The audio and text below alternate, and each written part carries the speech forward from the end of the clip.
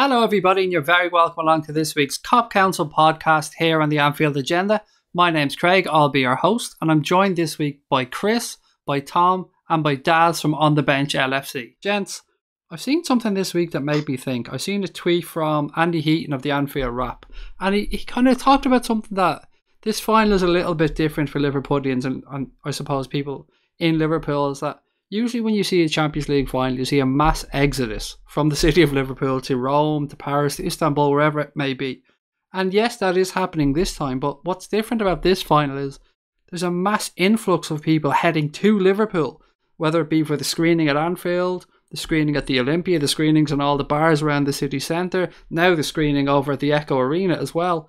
Hotels are sold out in Liverpool, I believe, and I just want to have a little chat about what effect the football club has had on a city like Liverpool, and that I know people coming from Ireland, America, obviously other parts of the UK. Daz, Chris, you guys are going up to Anfield for the final, so you're going to be in the city of Liverpool. So Chris, firstly, what's your thoughts on this mass influx of people to Liverpool and the party that's going to be in the city next weekend? Royal wedding's got nothing on Liverpool in a Champions League final, has it? It's what we do. How many times have we said this is, we're Liverpool Football Club, our fans, they're just something else, aren't they? We do things that other fans don't do. I think I read in the week that Real Madrid fans have returned 2,000 tickets. Imagine you wouldn't see that. I reckon I could sell them for them if they want. I'm not just hit me up. I'm not being snobby or anything. It's not a case. They're a very, very well supported team. They've got this love affair with. They are European royalty, probably more so than we are. And what's your fucking mouth? What? But what? There's just something about Liverpool fans, and I don't just mean Scousers or people like myself who live within the vicinity of Liverpool, or it's Liverpool fans from all over the world. We're going to pack stadiums, we're going to pack fan parks, we're going to pack auditoriums, pubs, clubs. We're going to pack out Anfield when there isn't even a team there and wear our shirts and hold the scarves up and sing "You'll Never Walk Alone" as if the team's there. We went to the yes, I'm going to this screening, but I went to the previous two with you, Craig, didn't I? In the semis and the quarters, and that atmosphere was no different than a match day. And I don't mean a normal match day. I mean a European night. It wasn't. It transcends supporting the team on the pitch. It's about a group of people who sort of feel and think and act as one. There's very much this big red family, isn't there? And I think that was instilled in us years ago, wasn't it? Back in the Shankly days, and it's kind of lived on, and it just keeps getting better and better as well. And it's amazing. I love being a part of it. Whenever people ask me, I've not got my Scouse accent, and I don't live in an L postcode, so I always get people ask me, why do you support Liverpool? Why don't you support your local side? And I'm like, what is it about Liverpool that makes you support Liverpool? And I go on this huge rant about how special it is to be part of this thing that I don't feel that other clubs have. I really don't think they do. Yes, they have trophies or league titles and things like, that's great. They are the bonuses in football, but yet every single day and yet every single week is about living for your football club, being part of it, if you know what I mean. And I think that's something we do better than most. It is quite, I don't know if it's unique. I can't speak for every club around the world, but it feels unique in this country at least. And I wouldn't swap it for the world. I feel really lucky, and I'm sure you guys do as well. Tom, I want to come to you in a second, but I want to come to you for something a little bit different. So I'm going to leave this part and push on to Daz, because Daz, you're also heading up to Anfield for the screening. So how are you feeling about it? Are you excited? Absolutely made up, mate. Absolutely buzzing. It's been a few years since I've managed to get to Liverpool to watch a game in general because of my son being born and that. But just to go up there, I mean, I think like you said, it may just be a screening, but I'm going there to watch Liverpool as if Liverpool was on the pitch. And I know that the other fans that are going there, they're going to be exactly the same. The atmosphere will be exactly the same. I haven't been to a screening yet myself, but the atmosphere will be electric. The city of Liverpool never let you down. When you go to watch a Liverpool game, the city, when you first get into Liverpool, you get that feeling come over you as a Liverpool supporter that, you know, it's match day. That vibe, that feeling, it's there. It's on you straight away.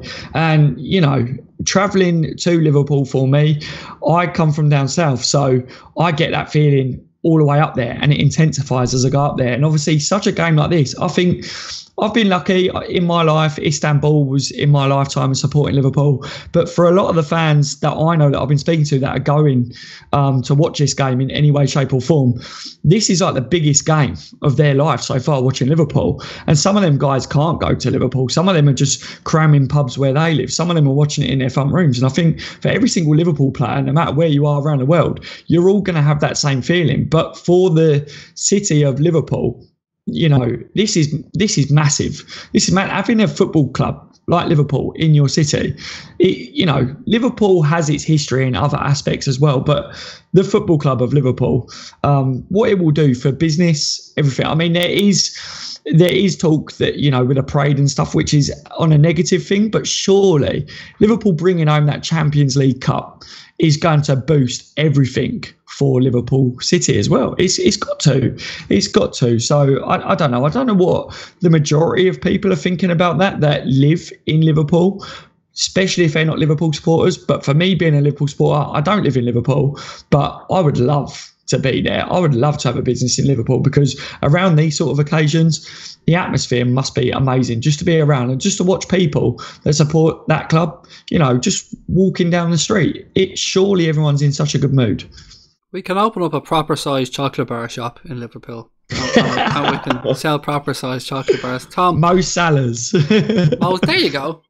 Mo Chocolate, Mo Salah. Tom, I said I was going to come to you in a second because I want to talk about something a little different. We've heard about the positives of this, of the influx of people to Liverpool, of the money it's going to generate for the city, of the amazing atmosphere that's going to be there.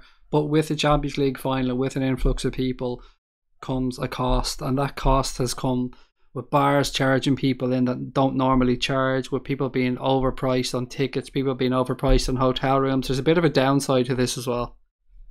Yeah, there is, sadly. And I think that's actually it's almost been filtered down from, you know, we see the first things of this that we saw was actually directly in Kiev. You know, we see it with like the ticketing, and then the prices of that, and then the prices of accommodation, and then the prices of travel.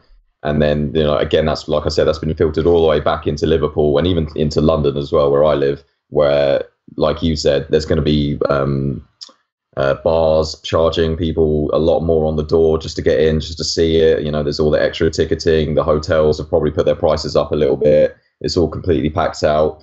And it's a shame, really. It's a shame. It's kind of a microcosm of modern football, of how fans just get fleeced, left, right, and centre.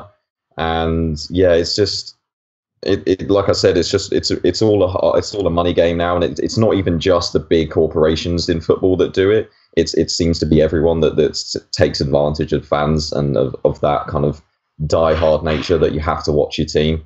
You know, you wouldn't get this sort of thing back in the day, you know, in the 70s and 80s, where and all this type of stuff. Everyone would just try and watch it together, surely.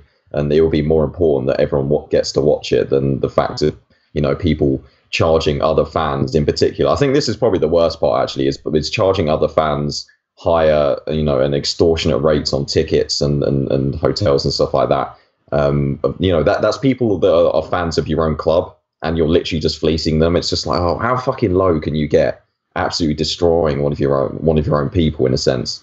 Yeah, and I don't know, from obviously from my perspective from London, but like you're talking about, I think it's important to note people that don't actually like the football or support Liverpool in the city, because that city is going to be fucking absolutely rammed full of people. You know, cars, litter, drunk people, etc., etc. That's a real fucking pain for everyone else in that city. And at that weekend as well, Tom, you've got the tall ships in Liverpool, I believe, that weekend, and you've got a Bordeaux wine festival as well, so it's going to be really busy in the city. Yeah, exactly. So that's only just going to add to it as well. So from that perspective, yeah, it must be a real pain for the people that don't actually appreciate the football. But yeah, you were talking earlier, I think it was Chris, about that whole kind of atmosphere around Liverpool fans, and we feel like we're a bit different than other fans of other clubs. And obviously that's quite an insular thing to think. Like, of course we're going to feel that, but I feel that as well. And I think the word for it is partisan.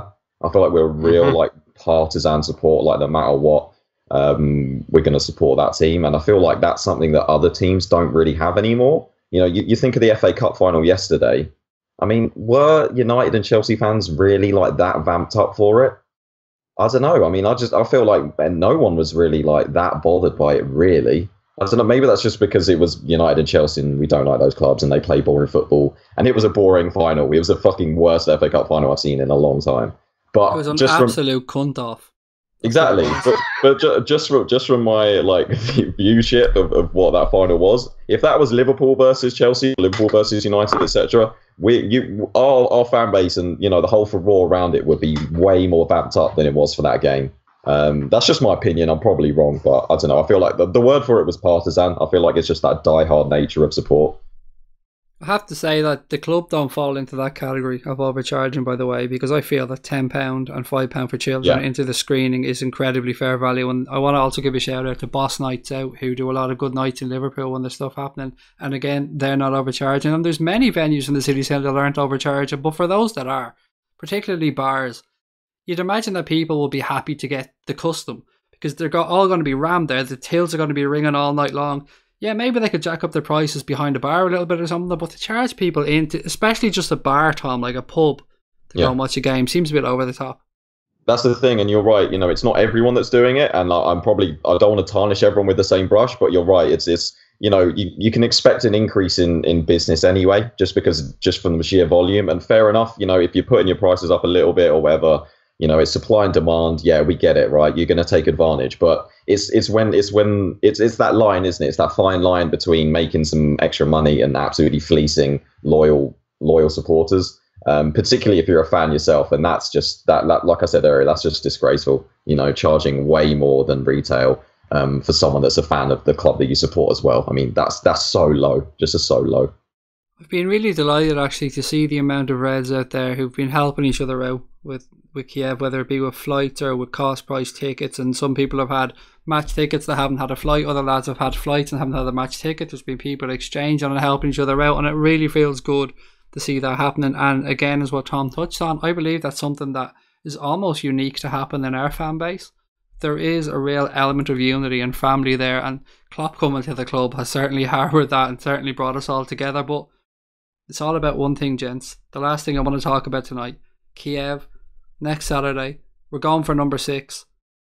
What Real Madrid team are we expecting to take the field? Because I've got to be honest, I've had conversations with people all week about this. There's only one player in this Real Madrid team that worries me, and it ain't Cristiano Ronaldo, and it ain't Karim Benzema. It's Gareth fucking Bale is the player in that team that worries me. And I hope to God that Zinedine Zidane is as pig-headed as he has been over the past couple of months, Chris, and doesn't start with Gareth Bale on the pitch and goes with Isco, Benzema and Ronaldo.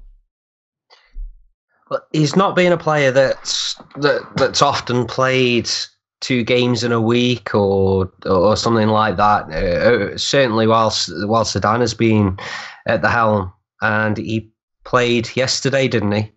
And scored again. Yeah, he did, and he is on a rich vein of form. So maybe that's another reason he would start him. To be honest with you, it's I don't know if I'm wrong thinking this way. Maybe I am, but I like the idea that they have, what's the word? Probably arrogance about them, and they do put all their eggs in the basket. If we're going to go and beat them in Kiev, I want to say we beat the best Real Madrid side, the best side that they could put out. We went and beat them. Certainly don't want to be reading tweets and listening to people calling radio saying, yeah, but there was no Ronaldo. Ronaldo only had one leg and Bale was on the bench and God knows what. Put them all out there. Let's have them. And I think as long as all of those players are on the pitch, I do think they'll carry a bit of arrogance about them. I do think they will do what we're kind of hoping they will do. And whenever we've seen ourselves come up against opposition who don't change their game to play us, who don't offer any kind of pragmatic approach, trying to stifle what we do, and just allows us to do what we do, we seem to fare a lot better, don't we? And I'm kind of hoping that's the case. So if that means it's a front three of Ronaldo, Benzema and Bale, then that's fine. That's absolutely fine with me. Yeah, they're going to cause us a few problems throughout 90 minutes. They'll cause anybody problems, but I just like the idea that we're going to cause them a lot more. I've really got a lot of confidence in that. I'm just thinking about Marcelo just trying to be a fourth striker and leaving gaping holes for Mo Salah to run in. I'm really looking forward to seeing that. I've actually pinned a lot of my hopes on that very thing. If I'm being honest, I've had discussions with people during the week, Real Madrid fans, trying to say how great they are defensively, and I was like, have you ever watched Marcelo? Like, have you ever seen him play? He's great going forward, but he's one of the worst left backs I've ever seen in my life for actually defending. So I hope you're right, Chris. Well, what's quite interesting as well is like they're saying like this player's a great defender, this defender's a great defender, and they've got this great central defensive midfield player and this, that, and the other. They've played a similar number of games to us this season, scored a similar number of goals and conceded a similar amount of goals. But actually, in terms of form over a season, we're not too dissimilar at all. And I find that really interesting as well. The more I look into this final, and the more I look at Real Madrid, the more I feel that we haven't got as much to worry about as maybe we would if we played them last year, for example. So, I'm pretty stoked for this game. I am really looking forward to it and feeling quite confident as well. As I read a stat from Andrew Beasley, he wrote a guest article for the Liverpool website, and the stat that kind of shocked me was since the Spurs game where we got our asses handed to us at Wembley, we've conceded the least amount of goals in the Premier League since that game, which is remarkable. I think it's 22 games if I remember correctly. Yeah, I mean, a lot of people are talking about Van Dijk obviously coming in has improved that, which he has massively as well. But I think Klopp spoke before about the players that we had could do it. He spoke about the team need to defend as a team. It's not just about the back line. He said that we defend as a team, we attack as a team. I think as well, Robertson coming into the team, I think he's been outstanding. Moreno playing as left back often left us with a gaping hole down there as well. Also, Trent and Gomez, they've been really good this season as well.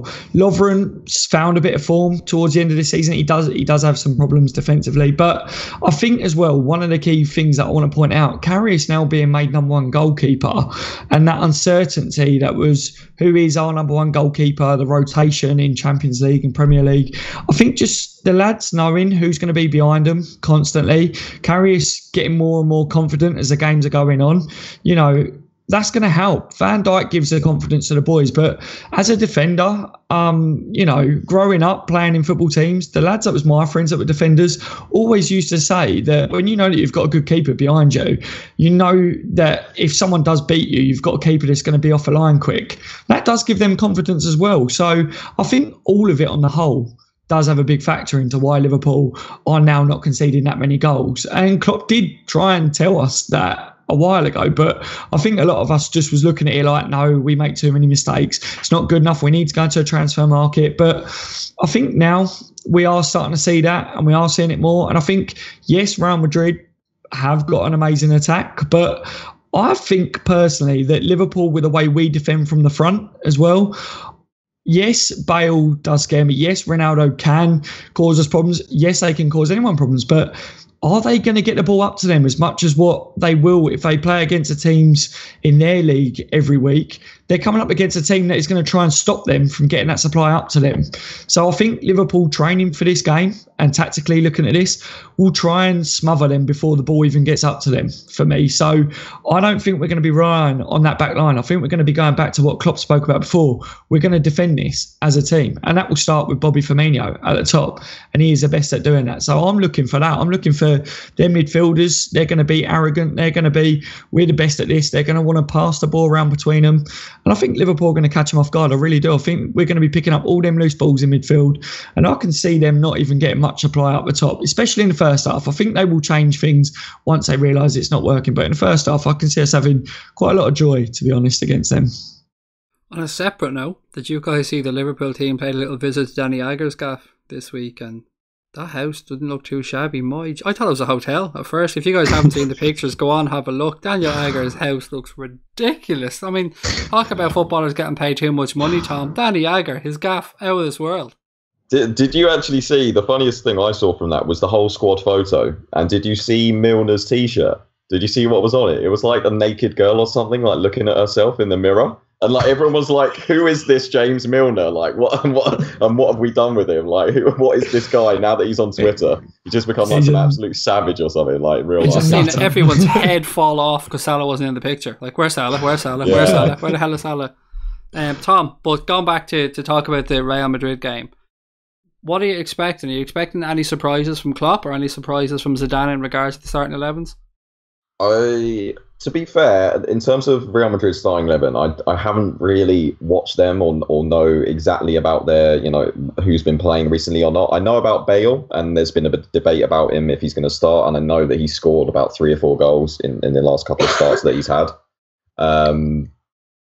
He does worry me. He does worry me a lot because he's the kind of player. He's very direct. He's very powerful, and the problem I'm having in my head is that if their wingers are pushing up so much on our fullbacks, it's going to really affect how we play, because I feel like our fullbacks are so important to how we play in terms of getting the ball forward. And we're at our best when they're getting forward and bombing forward.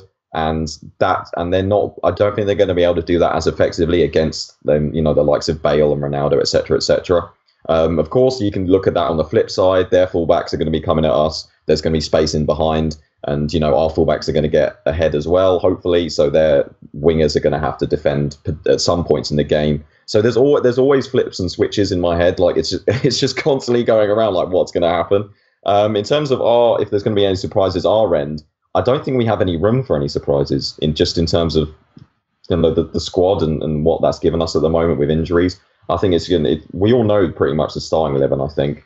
And yeah, I think like Daz said, the way that we could win this is definitely from the front. It's going to be catching them out of the back, some sloppy passes, some bad positioning from Marcelo, Ramos, etc. That's where we could definitely affect them.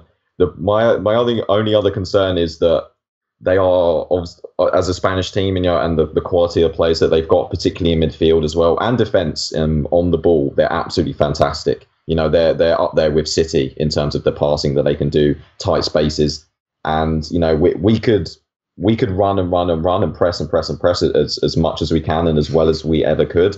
And there's going to be some points where they can still get the ball out of that and they could still work around us, and that could get really demoralising for some of the players and some of the midfield. And they're going to have to keep their cool, keep working at it, and hopefully eventually that mistake will come. And then we can pounce on it, but they're going to be very good at keeping that ball ticking over, working out of tight spaces, and that's something that's going to be very hard to watch as well at some points potentially. But as soon as there's any kind of like slip or any kind of murmurings of them making a mistake, that's going to give us some real hope and real joy, and that's where I think we could definitely pounce on them. That's very much one of the reasons I was kind of hoping we do see that front three that we were talking about from Real Madrid of Cristiano Ronaldo, Bale and Benzema. You don't get a lot of tracking back from those 3 players. You get a bit from Bale, but not a lot. Benzema doesn't have the legs for that anymore, and he does tend to give everything for like 20 minutes and then burns out a little bit. And Ronaldo doesn't really do a lot of work anyway now, other than outside of the box, which is why his numbers are good, but his performances are not.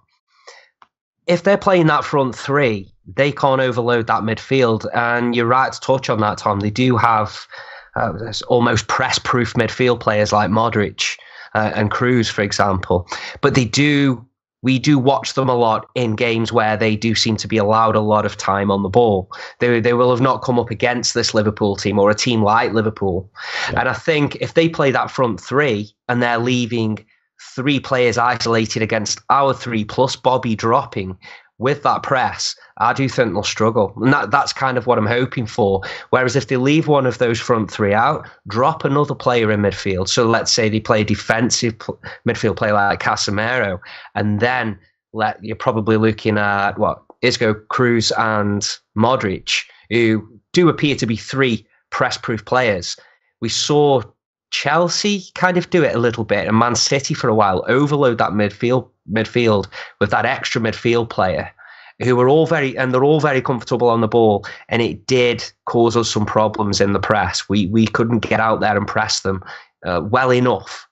But by the same token, as it made our defence look a lot more comfortable because we didn't have constant players running in behind. So it does have its plus, but like Tom says, that was quite difficult to watch.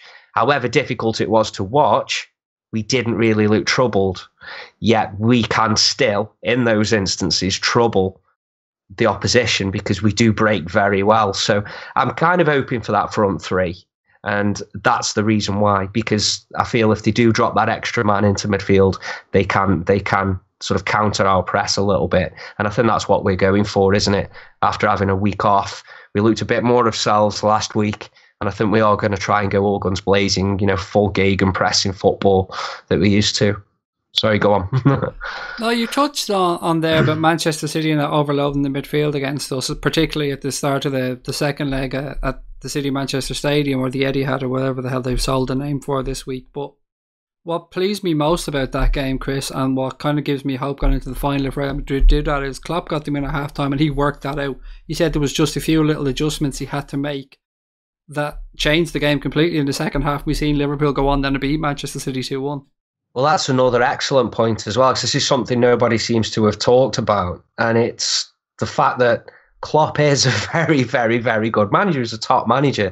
We've seen him go up against Mourinho and come up a little bit short, for example, sometimes, but more often than not, he outthinks the opposition manager more often than not, and that's why we've got to where we've got this season. That's why we finished in the top four and made the Champions League final with pretty much a small squad. Not a squad lacking in quality, but a very small squad in terms of depth. He's had to work this out. He's had to manage us through games. And can we say Zidane could do that? Absolutely not. He hasn't got the experience. Exactly. He's a relative novice, isn't he? So I think that's another plus point we've got there. So I'm glad you brought that up, because that is something I've thought about. I've not heard many people mention, and I think a bit of in-game management in this game, if needed, is going to come from Klopp more so than Zidane. So that's something else we've got on our side. As for you, what do Liverpool need to do to beat Real Madrid and lift that sixth European Cup? I think just play the Liverpool way. I really do. I think Klopp spoke recently. I saw an interview or a clip of something. I read something somewhere, and he said about the Seville final, and he said Liverpool in the second half of that, their legs were gone, and he said that won't happen this time. He said we'll be ready. He said we'll be fit this time round. So I think maybe, even though he's saying that the boys will be a lot fitter this one, I think we've had a couple of weeks rest. I think the training will be suited to that. But also, I think I'm not expecting to see a full press in the first half. I think what he might do is keep Liverpool back a little bit, try and gauge what Zidane and what Real Madrid will look to do. If we can get at them on the press, Klopp might switch it on. We saw against Roma in the first game, there was 10-15 minutes at the beginning where Roma looked like they had a good shape. Next minute, Liverpool, it clicked, it switched on, and they didn't know how to handle us. I think if we can rattle them, I keep saying it to everyone, I think within 15-20 minutes, if Liverpool can get a hold of what Real Madrid are doing and we can rattle them in that first half, score a couple of goals, quick succession, I don't think Real Madrid will be expecting that. I think if we can score 2 early goals, Real Madrid will then have to come at Liverpool, because they won't want to be embarrassed by us. They are expecting to be the winners of this game. They will be looking at this. We're the experienced ones. Liverpool haven't got the experience that we've got. They also have been coming out and saying things like this would be a piece of cake, some members from their camp and stuff. So if Liverpool go into the first half with a 2-goal lead, Real Madrid are going to be looking, right now, we need to really go at them and attack them. Ramos has spoke about how he thinks they can get at Liverpool and beat Liverpool. He's highlighted, I think it was set pieces, and they can also hurt us on counter-attack. So, I think they're quite worried about this. I really do. But at the same time, I think they're going to play the Real Madrid way. So what Liverpool need to do is just play the Liverpool way. But I think Klopp's going to be looking at how Real Madrid set up to begin with. I don't think Klopp's going to go gung-ho. I think he's learned. Everyone talks about Klopp's history with finals. Klopp's not stupid. He will look at what Real Madrid are going to be looking to do. And to be honest, everyone keeps talking about Marcelo, bombing forwards. It's going to leave Salah in behind. I think Klopp may use that. I think this game is screaming goals for Sadio Mane. I think he has looked sharp recently, even though he's had some injury concerns and stuff. I think Mane, for me, could get a couple of goals in this game, and he could be the winner in the Champions League final. So I'm looking at Liverpool scoring early, Real Madrid to come back at us because they've got goals in them. But second half, Sadio Mane could get the winner for me in this one. Just play the Liverpool way, and I think we've got enough to do them. Love it. I'm signing up for that, Daz. I'm all over. Put my name down. Tom, Daz touched on it there about Liverpool's legs going possibly in the second half against Seville. It's been completely wiped out. Well, they've had the perfect preparation for this one. They've had 2 weeks from their last game until the final. Klopp's got the players away for a bit of a break. They all look in great form. I've no doubt that they're going to approach this game and arrive at this game in peak physical condition. Yeah, and that 2-week break, there should be no real excuse, to be honest. This is probably the biggest break they've had all season, particularly in the last few months. I mean, we've looked quite dead on our feet in terms of squad and in some parts of the games as well. We just haven't had the depth to be able to rotate properly in both competitions. But now with this 2-week break, Lallana's going to be back on the bench, so our bench will be looking a lot better as well. It's a welcome break for the team, and it's both mentally and physically it's great preparation for them, and I really do think we needed this break for such a big game as well.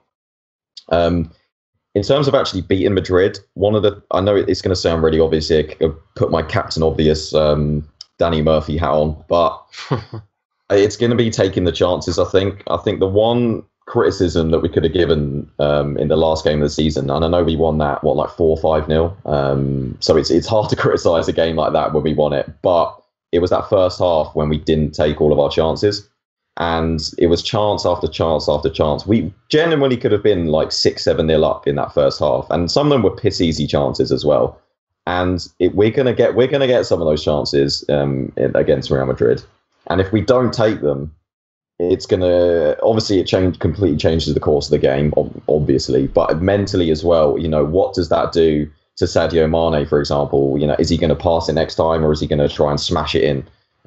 Even with Salah, it might play an effect on him. Yes, he's got the form for the whole season. Generally, he's pretty ice cold, but we saw him miss that one at Stoke, and then he went for a couple of games and, and he didn't get his goals, which is fair enough. Look, he scored pretty much every game, but still, it's just, I don't want to be left after that game thinking, what if we'd have taken that easy chance? Or, what if Mane had passed it instead of trying to blaze it into to top bins? And I think it's taking those chances at the key moments, because I'm confident against any team that we will make a chance. And if we take those, then that's going to put us in in that position to actually go on and win the game. After, once we score one goal, I'm more than confident in us getting another goal as well. It's just getting that first goal and taking those chances, and I really hope that we just take the ones that are given to us. I know exactly what you mean. I think I've raised this on the podcast before, but when we played the first leg at home against Roma and we were 5-1 up, the only thing in that game that sticks in my head is a chance that Junior Wijnaldum missed, a clear opportunity to put a 6-1 up, and that's my only real negative memory of that first leg, because that could have really killed the tie off and given them absolutely no way of coming back. So you're right, we do need to be clinical.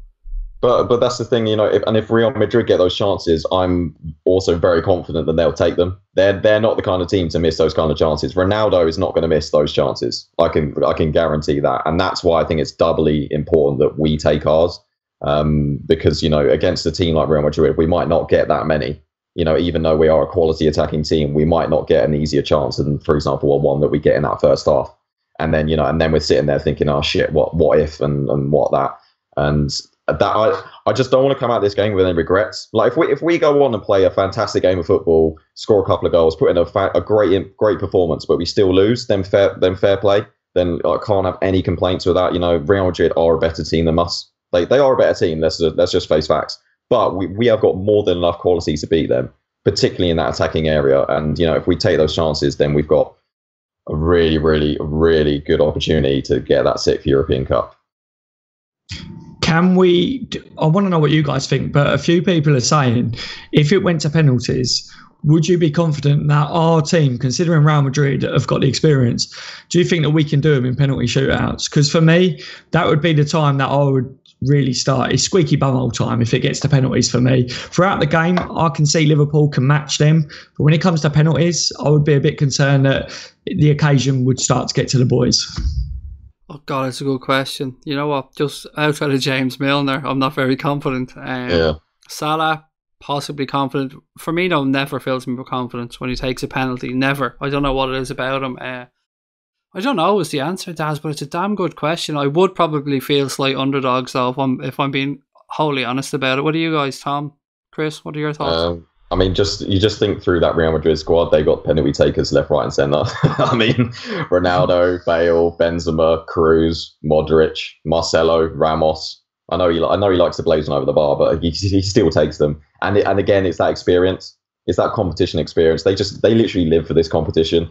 Most of their team are like about 30 as well, and they've been in many finals. They've done it. They've been there. So I don't want to. I'm sounding really negative here, and I'm trying not to be. But in terms of if it went to a penalty shootout, then I would not be confident and then you flip on the other side. Yeah, you went through some of our players in our squad. Who even takes our penalties at the moment? It's Trent. Only been Trent. Well, I'm telling you now, give it to Trent. 19-year-old who's just come into the team this season against Ronaldo and 5th Bale, penalty as well, Tom. I'm giving them the 5th. Absolute scenes when he rips his shirt off as well. I'd love that. See, the thing is, I've seen all those players mention fluff penalties, and it's. I know what you're talking about. You know, like if we're 3-0 up against Watford, let's say, and we get a penalty and Bobby takes it and he may miss it, and I think those situations are far different than a shootout and a final, any final. And I think when it comes, you would have probably said the same in 2005 when you looked at the players we had stepping up to take penalties against the AC Milan players, and that AC Milan side is a better side than this Real Madrid side. Hands down it is. It's one of the best sides I've ever seen play football. It was ridiculous, wasn't it, that lineup? But think about where that penalty shootout came from. It came from us arresting that game, didn't it? We were on the ascendancy. Oh, I know the German football. Come the end of extra time, those AC Milan players must have been thinking, this isn't our day. This just is not our day. And I think that it's the dynamic leading into a penalty shootout. And I hate penalty shootouts. I think they're the shittest way to end a football match ever. They should just play it out. I don't know. Do figure something else out for the future, if you ask me. I hate penalties. There's no skill involvement. Really isn't. You could slip. We saw John Terry slip and it still went in. Do you know what I mean? Anything can happen. It's ridiculous, but they exist.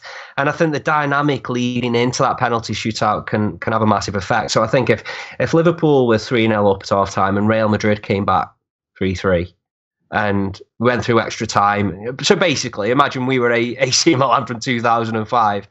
I think they have a chance. If you reverse that around, I think that's a bit different. I think it comes down to it's confidence, isn't it? This is our game. We're going to win this, and I think that's a massive impact on whether you score or not. After Shevchenko missed that chance in extra time and Dudek saved it, that was it. Even Andy Gray, I think, said in commentary, just start writing Liverpool's name on the fucking trophy because there was no way that they weren't winning that. That's it. Players have got to feel that. The human beings aren't. It doesn't matter if you're the best player on the planet. You're going to feel nerves. And if you're stepping up to take a penalty and you've just watched your team miss 20 gilt-edged chances, you've absolutely battered a team for nearly 2 hours of football, and you're still not winning, and it's got down to penalties, and some daft Polish gets doing some wobbly legs on the line. You're thinking, what's going on here? This is a circus, and you're a world-class player and you sky the ball over the bar or hit it down the middle straight at the keeper, and you've probably scored your last 99 penalties taken, haven't you? It's it's a lottery, isn't it? So I worry just because it's such a shit way to end games, and I don't think there's anything other than luck involved, really. But that's the only reason. I would back any of our players to score a penalty anytime, just as much as I would back theirs, to be honest. I want to add Robbo to my list, actually. I forgot Robbo. Robbo's taking a penalty. Left backs, there's something about left backs and penalties. They just work. So I'm having Robbo as my 5. Lads, before we finish up, we've talked about tactics, we've talked about formations, we've talked about other fans, but I want to ask each one of you guys before we finish, how are you feeling about the final? So, Tom, I'll come to you first, mate. How are you feeling about the final? I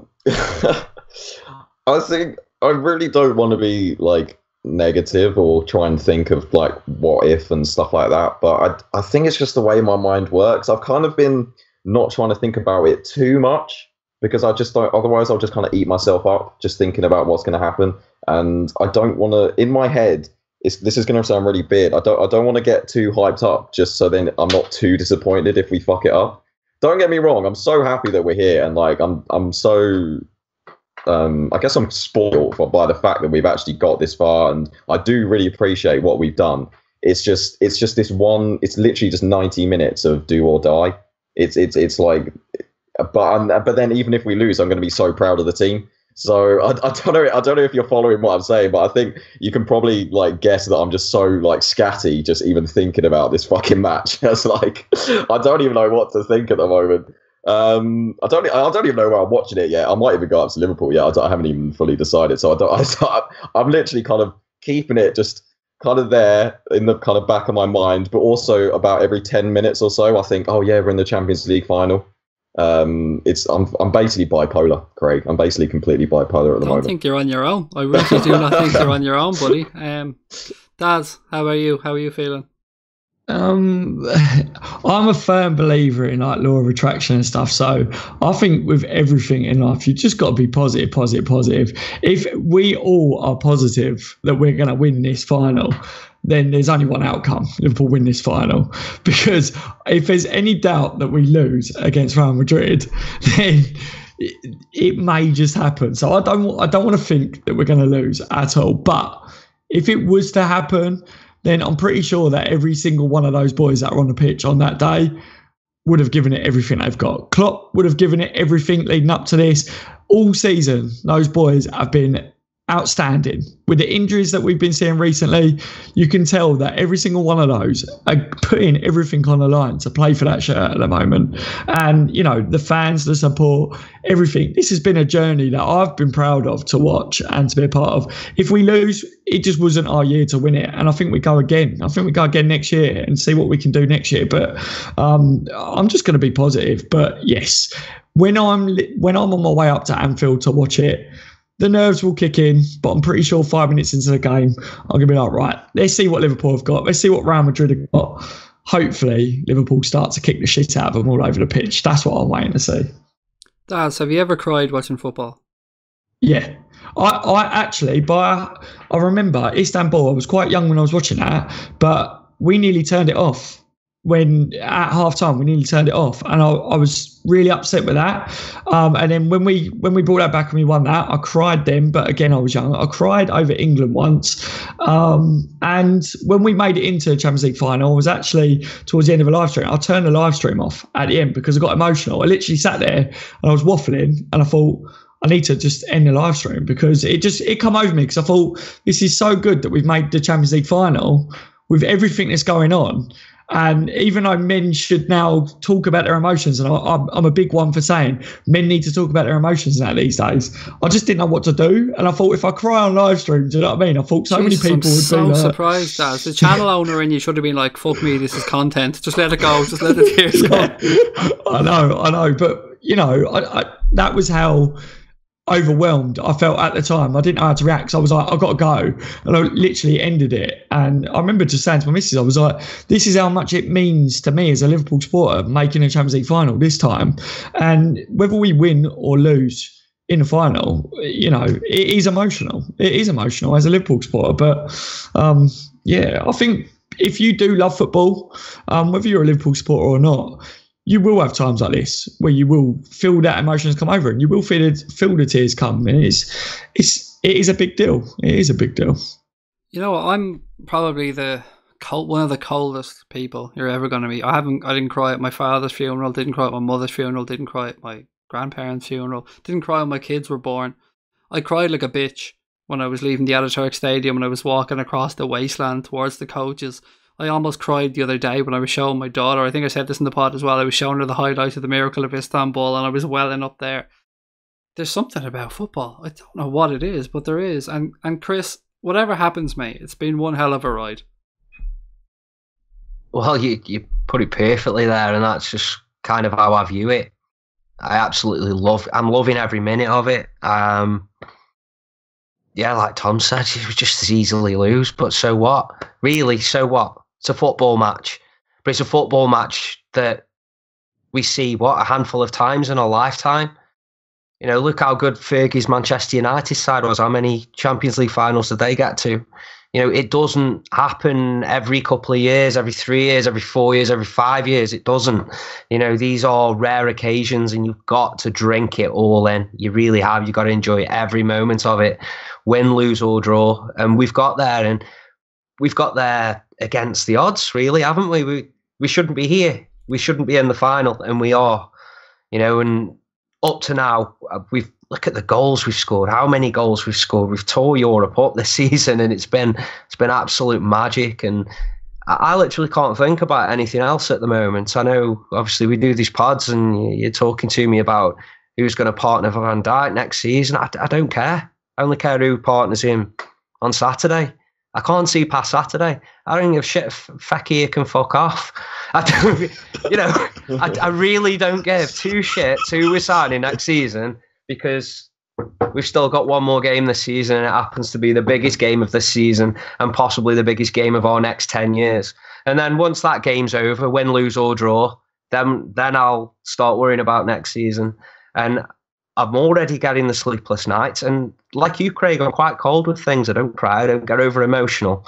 But something about football turns me into a 5-year-old kid. And I just cannot get this game on Saturday out of my mind. It's just taking over my life. But I'm enjoying it. You know, I'm not a bag of nerves. I'm not biting my fingernails. I'm enjoying it. That's the main thing. And I hope everybody else is. It shouldn't be miserable. It shouldn't be causing arguments. It shouldn't be, you know what I mean? It's just enjoy it, because it might not come along again. Hopefully it will, and surely it will one day somewhere down the line, but it's going to be a good while away if it does. You know, let's just enjoy it. Yeah, this is what being a football fan is about. We've spoke about past finals. We've heard tales from other Liverpool fans of trips they've went on to Paris and Rome and Istanbul and Athens when we lost. And it's about living in the moment. Enjoy it. These days don't come around too often. Try, and if you're going to Anfield for the screen, if you're watching it at home, take in your surroundings. Have a look at the people around you. Have a look at their faces. Have a look at the kids. Have a look at the joy, the sorrow, the anger. Have a look at the pints going in the air when we score. Have a listen to the words in the song, but enjoy it, because this is what being a fan is all about. Gents, it's been an absolute privilege this week having you guys on. I'm so looking forward to the final. I'm a little bit wary of any pitch with a fucking running track, though. I think it detracts from the atmosphere in the stadium, but the Reds will create that. Wherever you're listening, we hope you enjoy it. Thank you so much for tuning in. As I said earlier on, if you're on YouTube, pop over and check out Daz's channel, On The Bench LFC. Some great content. If you're listening to this on our YouTube channel, please hit the like button, hit the subscribe button. We've got lots of content coming up over this week. The countdown to Kiev starts tomorrow on Anfield Agenda. Thank you for listening. Take care and goodbye.